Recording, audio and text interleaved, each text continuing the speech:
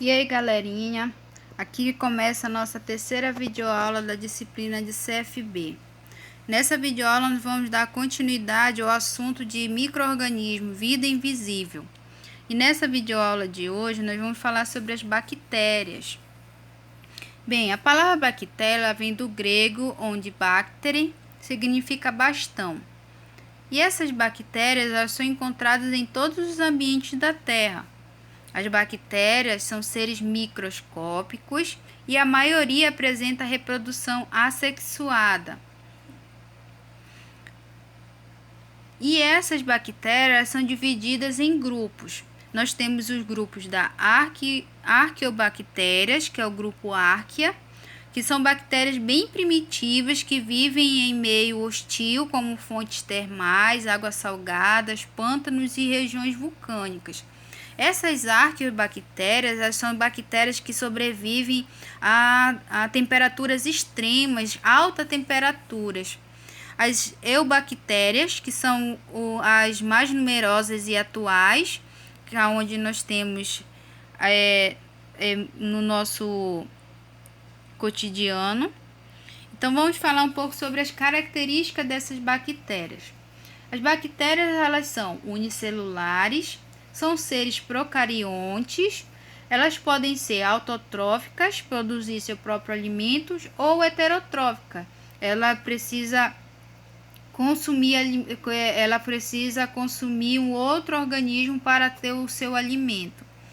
Então, podem formar colônias, são seres microscópicos e são encontradas tanto no solo, na água, no ar e em nossos organismos. As bactérias elas têm estruturas celulares.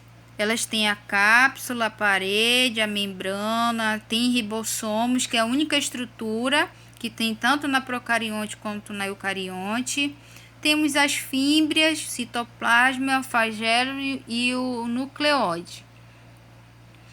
Bem, as fímbrias elas são os apêndices que se estendem da membrana plasmática, passa pela parede da célula celular e cápsula, emergindo para o meio externo. Essas fímbrias podem ocorrer em toda a superfície da célula. E a função dela é fixar a bactéria ao substrato ou a outra célula. Então as fibras vão ser como se fossem esses cabelinhos ao redor da célula da bactéria. Os piles sexuais normalmente são mais longos que as fímbrias, havendo 1 ou 2 por célula. A função dele é fazer a formação da ponte citoplasmática, que vai permitir a transferência da informação genética de uma bactéria para outra através do processo de conjugação, né? Como a gente está vendo aqui na imagem.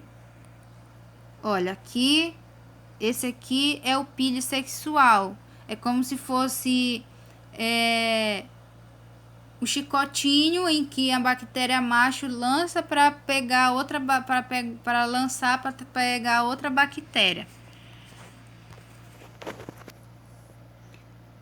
Os flagelos, que são responsáveis pelo deslocamento da bactéria, ele vai se estender a partir da membrana celular, vai passar pela parede celular e atingir a região externa. O número de flagelos é bastante variável entre as bactérias. Os flagelos eles são formados por uma por uma proteína denominada flagelina e não provém do centríolo, como os flagelos das células eucariontes. Os flagelos das bactérias eles são uma estrutura que já vai surgir dela mesma, não vai ser formada através da divisão celular da bactéria. A parede celular, que é o envoltório semirrígido, composto por peptídeo glicano e responsável pela forma e proteção da célula bacteriana. A composição dele é de peptídeo glicano. E aí nós vamos falar também da questão da forma das bactérias, que aí, dependendo da forma que ela vai apresentar, ela vai receber um nome específico. e ela pode viver em colônia. Então, a bactéria do tipo Coccus, ela tem a forma de esfera. Então, quando tem só uma bactéria do tipo, uma bolinha, é chamado de Coccus. Quando tem duas bolinhas, uma do lado da outra, é chamado de Diplococcus. Quando ela faz aquela correntinha, parece um colar de pérola, ela é chamada de Streptococcus. E quando ela forma tipo um cubinho, onde 4 bactérias se formam aqui, ó, fazendo tipo um cubo, ela é chamada de sarcina ou tétrada. E quando ela faz esse formatinho aqui, igual um cachinho de uva, ela é chamada de Staphylococcus. Então, de acordo com a forma e com a coisa da formação da colônia, essas bactérias do tipo Coccus, ela recebe o nome. Só uma Coccus, 2 Diplococcus, uma correntinha como se fosse um colar de pérola, Streptococcus. Quando ela se forma 4 bolinhas, formando tipo um cubo, ela é chamada de sarcina ou tétrada. E quando ela faz o formatinho de cacho de uva, ela é chamada de Streptococcus. Temos os bacilos, que tem a forma de bastonete. Então, um bacilo, né? Uma é chamada o bacillus, 2 é diplobacilos. Quando ela faz aquela correntinha com vários bacilos, é chamada de streptobacilos. Os vibriões, que tem a forma como se fosse uma vírgula. Então, ela vai ter o víbrio, né? O vibrião. E aí ele vai ter essa forma, tipo uma forma de um C, uma forma de uma vírgula. E vamos ter também a bactéria de formato espirilos, que tem a forma de espiral, aquela bactériazinha meio enrolada, como se fosse uma mola. Quanto à sua reprodução, a bactéria ela pode ser classificada em 2 grupos. Quanto à ocorrência ou não de variabilidade genética. Na reprodução sexuada, não vai ocorrer troca de material genético, por isso não vai haver variabilidade. Já na reprodução sexuada, ocorre a troca do material genético, que por consequência vai haver variabilidade genética. Então, quando ela é a reprodução assexuada, ela ocorre por bipartição ou divisão binária, também chamada de cisparidade. A reprodução sexuada, que é conjunção ou transformação ou tradução. Então, aqui no exemplo que nós temos é a reprodução das bactérias por bipartição, onde uma bactéria ela vai dividir o seu material genético, então ele é duplicado. Vai ocorrer essa evaginação na parede celular dessa bactéria, e aí vai ocorrer a divisão do material genético, do citoplasma, e aí vai dar origem a 2 bactérias idênticas, com o mesmo material genético. Isso é a reprodução assexuada por bipartição. E temos a classificação das bactérias também quanto à sua respiração. Nós temos a bactéria aeróbica, que são aquelas que realizam respiração celular. Elas necessitam do oxigênio para sobreviver. Um exemplo são as pseudomonas. As anaeróbicas, que realizam a fermentação, que elas podem ser estritas, que elas só sobrevivem na ausência do oxigênio, como os clostridium, né, tetânicos, que é uma bactéria que causa o tétano.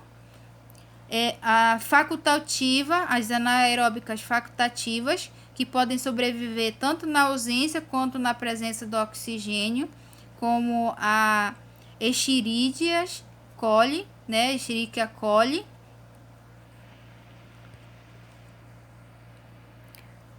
As bactérias classificadas quanto à sua nutrição, com a forma de alimentação, né, como elas se alimentam.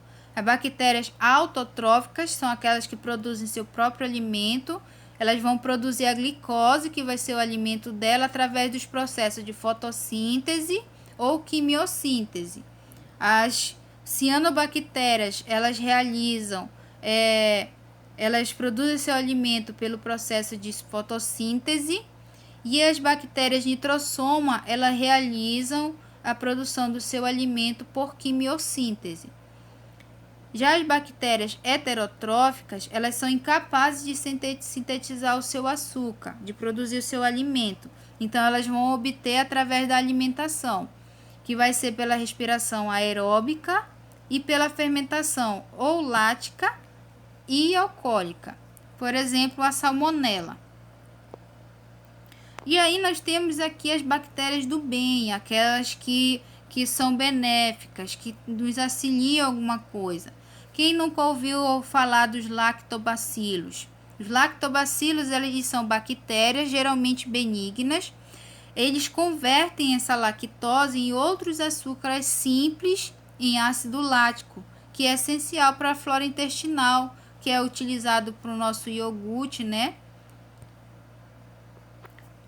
Os streptococos, né? Lembra dos streptococos? Eles são bactérias em forma de cocos, mas na maioria das vezes ela é inofensiva ao homem. Aí os lactobacilos e os streptococos, eles são fermentadores de lactose e produtores de alimento, como o queijo, o iogurte, o vinho. Então, essas bactérias, elas vão possuir grande importância também ecológica, porque elas vão fixar o nitrogênio da atmosfera na forma de nitrato, e essas bactérias, elas vão desnitrificar esse nitrogênio para devolver o nitrogênio dos nitratos e da amônia para a atmosfera novamente. Então, o nitrogênio atmosférico, ele não é como se diz, ele não é absorvido pelo nosso organismo. Nós não conseguimos absorver ele na forma atmosférica, né, na forma de gás. Então, essas bactérias, eles vão fazer esse processo de fazer essa ciclagem desse nitrogênio, né, através da fixação. Essas bactérias vão fixar esse nitrogênio, transformar a amônia em nitrito, depois em nitrato. Aí vai fazer o processo de denitrificação, onde as plantas vão absorver esse nitrogênio e parte dele vai ser liberado de novo para a atmosfera. Então, como nós consumimos o nitrogênio? Quando nós comemos uma leguminosa, como um feijão, como uma batata, como uma macaxeira. Então, essas plantas, elas fazem esse processo de ciclagem do nitrogênio, para que a gente possa ter o nitrogênio, também é essencial para o trabalho celular das nossas células, porque o nitrogênio natural da atmosfera nós não conseguimos absorver. Então essas bactérias fazem esse processo para nós, e elas também são responsáveis pela decomposição e deteriorização da carne, do vinho, das verduras, do leite e de outros produtos que consumimos diariamente. As bactérias também são úteis para o homem, como na indústria farmacêutica, que utiliza bactérias para fabricar antibióticos específicos. E assim como nós temos a bactéria boa, nós temos a bactéria má. As bactérias más são aquelas que provocam doença no homem, nas plantas e em outros animais. Então, algumas doenças patogênicas nos seres humanos: tuberculose, o tétano, a sífilis, a cólera, a pneumonia. E aí nós vamos ver o exemplo de algumas delas aqui. A difteria, que é também chamada de Croup, tá causada pela bactéria, que tem a forma de transmissão pelo ar ou pela saliva. Os sintomas é a inflamação da região das amígdalas, a faringe e a mucosa nasal. A bactéria ela produz uma toxina que vai destruir as fibras cardíacas, as células nervosas e renais. Como tratamento, tem a utilização de antibióticos como a penicilina e a eritromicina. E uma forma de profilaxia ou de prevenção é a vacina da tríplice, porque a gente está até em campanha agora, né? E aqui é um exemplo de pessoas que são infectadas por essas bactérias, aí por essa doença da difteria. Olha como fica inflamada a região das amígdalas, né? A disenteria bacilar, que é a bactéria da Shigella. A forma de transmissão é por água e alimentos contaminados com fezes das pessoas doentes. Os sintomas: infecção intestinal, dores abdominais, diarreia, sanguinolentas, com presença de sangue e vômito. Tratamento: utilização de antibiótico, soro caseiro. E uma forma de profilaxia ou de prevenção: educação sanitária e saneamento básico. Aqui é uma charge, né, mostrando uma pessoa passando mal de disenteria. A sífilis, que é a Treponema pallidum, a bactéria que é o agente causador dessa doença. A forma de transmissão: relações sexuais, transfusão de sangue e congênita, né, também da mãe para o feto. A mãe também pode transmitir a sífilis se ela é infectada para o bebê. O sintoma: aparecimento de pequenas feridas ou ulcerações firme e dura que ocorre no ponto de infecção da bactéria, geralmente no pênis, na vagina, o reto ou a boca, posteriormente em outras partes do corpo. Nos fetos, a bactéria pode causar diversas complicações no sistema nervoso, malformações e ferimentos na pele. Tratamento: uso de antibióticos como a tetraciclina e a penicilina. E o modo de prevenção é o uso de preservativos, realização de teste de diagnóstico por mulheres com intenção de engravidar. E aqui alguns exemplos. A sífilis, ela tem duas fases. Ela tem a fase 1 e a fase 2. A fase 1 ela começa a aparecer primeiro nas partes genitais. Aí na fase 2 ela já passa a proliferar para outras partes do corpo, como a gente está vendo aqui na imagem. E uma curiosidade: há mais bactéria habitando na sua pele do que gente vivendo no planeta, você sabia? Para elas, o seu corpo é o paraíso. É um lugar cheio de oásis de água e comida que jorram o tempo todo na forma de água, sais minerais e gorduras e proteínas. Então, na realidade, não se assuste. O nosso corpo ele é feito de 10 trilhões de células e abriga 100 trilhões de bactérias. Então, da próxima vez que você se olhar no espelho, lembre-se que 90% do que você é uma mega civilização de micro-organismos. Então, independente onde a gente, da maneira como a gente tem a questões da higiene, da prevenção, dos cuidados, no nosso corpo vai ter bactérias, no nosso corpo vai ter bactérias, no nosso estômago vai ter bactérias que vão ajudar a gente a digerir os nossos alimentos, na nossa pele, aonde a gente for, onde a gente no nosso corpo vai ter. Mas essas bactérias aí, elas, dependendo daquela bactéria, ela vai estar ali, ela não vai causar dano nenhum.